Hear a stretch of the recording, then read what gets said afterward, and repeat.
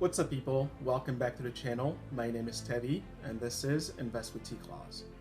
So, you've decided that you want to take a more active role in your investment journey, but you're not quite sure how to go about it.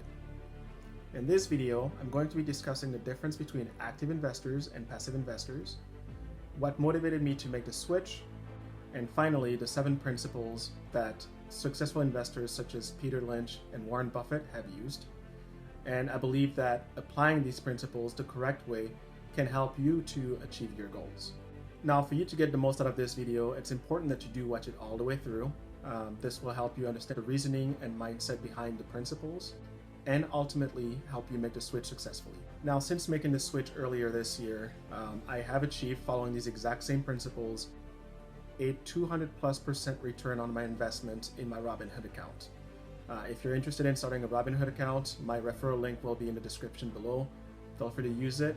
It allows you to get a free stock, and it does the same for me. Now, the main thing to understand when you're taking on investing in a more active fashion is that the main reason why people fail is their mindset. Okay, so let's ground ourselves in the difference between active and passive. Starting off with passive investors. A passive investor is somebody who is going to rely on an institution to manage their money, typically a mutual fund or an ETF. Rate of returns on your investment, you can expect 10 to 12% every year, and the goal there is to match the market performance. Now, the drawback is you're only going to be able to match the market performance. Now, if that's what you're into and that's what you're looking for, that's great.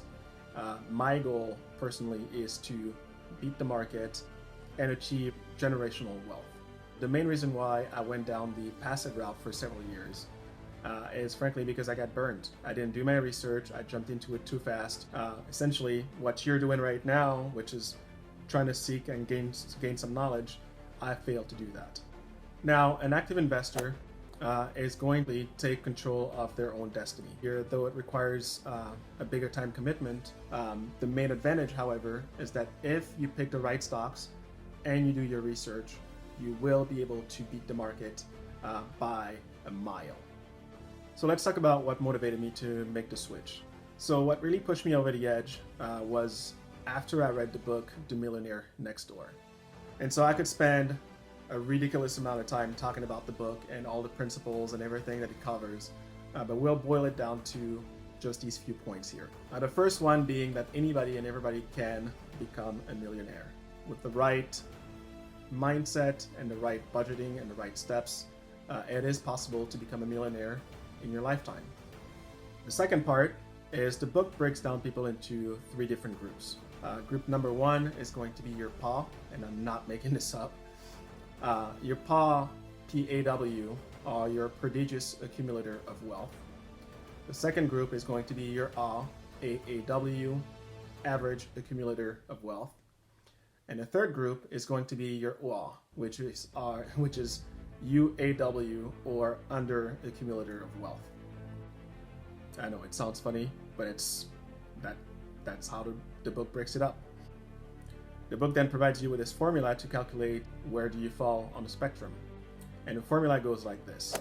It's going to be your pre-tax income plus any other revenue that you make. Put it all together, multiply that by your age, and then divide by 10.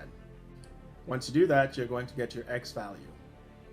Now, the next step is to figure out what your net worth is. Your net worth is going to be all of your assets minus all your liabilities, and that gives you your net worth. So if your net worth is twice the amount of your X value, then you're a PAW. And that's awesome. That's where you want to be. If your net worth is equal to your X value, then you're an AW. That's not bad at all. You're actually doing pretty good for yourself. You can improve, but pretty good. However, if your X value is greater than your net worth, then you're an OA. Not so good. Now, just because you fall in the OA category doesn't mean that you're poor and you're doing terrible in life. It just means that you haven't achieved wealth. There's a difference between being rich and being wealthy. Let's do a fun exercise. Go ahead, use the formula, and let me know in the comments below which category do you fall under. I don't need to know how much you make. None of that. That's none of my concerns. Just put down if you're an ah, pa, or ooh. I thought going into this that I was going to be at the average mark, right? So I've been working for a decent amount of time. I have a decent paying job. I've been passively investing for some years now. And my debt level is fairly reasonable. So I figured I would be an ah. To my surprise, I am not. I am not a pa. I am not an ah. I'm actually an wah. I'm an under accumulator of wealth. So when I found that out, obviously, I was disappointed. And the next question was, how do I bridge that gap? You know, what can I do to elevate myself and at least get to the average level, but ultimately get to the PA status? So this is what prompted me to start doing a little bit more research, very similar to what you're doing right now, and going through YouTube, reading a little bit more. There's two people that stood out to me. Person number one is Warren Buffett. He's probably the most successful investor of our time. And the second person is Peter Lynch. Peter Lynch was the fund manager for Fidelity for 13 years, during which time he consistently achieved a rate of return for his investors of 29.2%. That's huge. If you remember earlier, I mentioned that if you're trying to match the market, you can expect a rate of return of anywhere between 10 to 12%. He was able to almost triple that consistently for 13 years. So let's get into these 7 principles that I've been talking about. Principle number 1 is to use your edge. And really what this means is that everybody has something that they're good at. There's something that they have an interest in. And whatever that something is, there's a company behind it. Because you've spent a considerable amount of time researching it, you know the ins and outs, and that gives you an edge. In my case, it's cars. I love cars. I'm a car enthusiast. And about a year ago, I decided that I wanted to make the transition from gas-powered cars to electric cars. There are several reasons behind that, but the main one being the economic reasons. And so I spent a crazy amount of time researching the whole electric sector, the pros and cons of owning an electric car. And what I found was that there was a clear market leader, and that is Tesla. Because I had spent so much time looking into the company, into the business, I knew that they had a long runway ahead of them. Principle number 2 is know what you own. If you know what you own, you should be able to explain to anybody in 2 minutes or less why you bought into a specific company. And the reason cannot be because Steve during lunch told you about Tesla, and Tesla is skyrocketing, and therefore you want to ride that wave too, and you bought the stock. And why is that important? Because of point number 3. So point number 3 is you just can't predict the market. And so like everything else that goes up, you know, so people have this misconception when they get started that, especially if they get started because somebody recommended it and everything is going well, the stock price will continue to climb. But eventually, at some point, it has to come back down. Those are called corrections or pullbacks. And if you're not ready for it, and you bought because somebody gave you a hot tip and you didn't do your due diligence and research the company, the second you see that value drop significantly, and we're talking between 10% all the way up to 50%, the first thing that you're going to do is you're going to panic sell. Panic selling and not keeping your emotions in check is the quickest way that you will lose money in the stock market, and I cannot stress that enough. Something else to remember is you don't actually lose money in a market until you sell your stocks. The value of the stock may diminish because of different forces, but you don't actually win or lose money until you sell that stock. Point number 4 is don't FOMO. FOMO stands for the fear of missing out. There's always going to be great deals out there. There's always going to be great opportunities with new business coming onto the market, or you'll see a stock that's gaining momentum. And it's easy to, again, let the emotions get the best of you and want to buy into that momentum because you feel like you don't want to miss out. I'll give you the example again of Tesla. So last year when I started looking into Tesla and potentially wanting to invest into them, I saw that the stock price went from the low $200 all the way up to $900. I felt the urge to jump in and buy the stock, but in the end decided that, I wasn't quite ready yet to invest. I had to do my homework. Make sure that you stay level-headed. That by far and away, again, is going to be the number one reason that you're either successful or that you fail at investing. Remember we said earlier, the mindset is key. Stay level-headed. So rule number 5, the mistake of omission. And so this one is a big one. Let's say that you followed rule 1 through 4. You're pretty confident in the business that you're going to be investing in. You have your capital ready, and it's now time to buy the stock. For this example here, we'll just say that the stock price is $1. You have enough funds to buy 1,000 shares, but you decide that, again, because you're getting started, you're just going to buy 10 shares. Well, the mistake of omission is not fully committing to that investment decision. Over the next 5 years, you expect the stock price to go from current levels all the way up to 1,000. Meaning that if the stock hits your price target of 1,000 a year from now or 5 years from now, you will be essentially a millionaire, right? So 1,000 shares by 1,000 for the stock price, that's $1 million. Well, your return on 10 shares versus 1,000 is quite significant, right? So you're talking $10,000 total stock value versus $1 million. I mean, that's huge. Now, don't get me wrong. I'm not saying go ahead, throw all your life savings at Tesla.